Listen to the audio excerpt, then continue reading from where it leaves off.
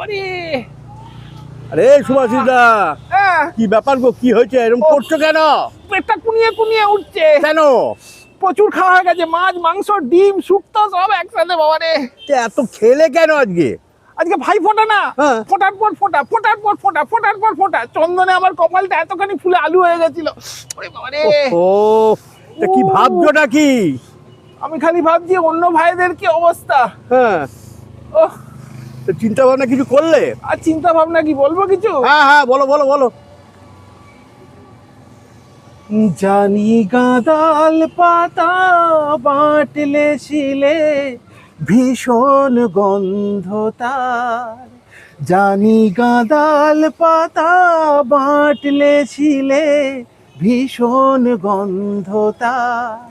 ওটা বড়া করে খা, পারলে ঝোলে দিয়ে খা। কদিন খেলেই বুঝবি নিজের পেট পুরো ক্লিয়ার। গাঁদাল পাতা বাটলে শিলে ভীষণ গন্ধ তার। থানকুনি খাবি নাকি হিংচেটা বলাই বাকি।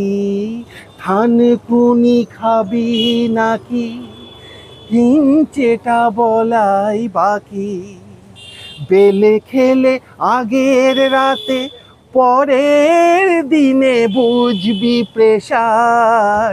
বেলে খেলে আগের রাতে পরের দিনে বুঝবি প্রেসার। যায় সব বলছি সবই জনস্বার্থে করেছি প্রচার। যায় সব বলছি সবই জনস্বার্থে করেছি প্রচার। একটা লাইক দিয়ে যা, পারলে শেয়ার করে যা। বুঝে শুনে খেও রে ভাই দিনটা ভাই ফোটার। গাঁদাল পাতা বাটলে শিলে ভীষণ গন্ধ তার। বাপরে।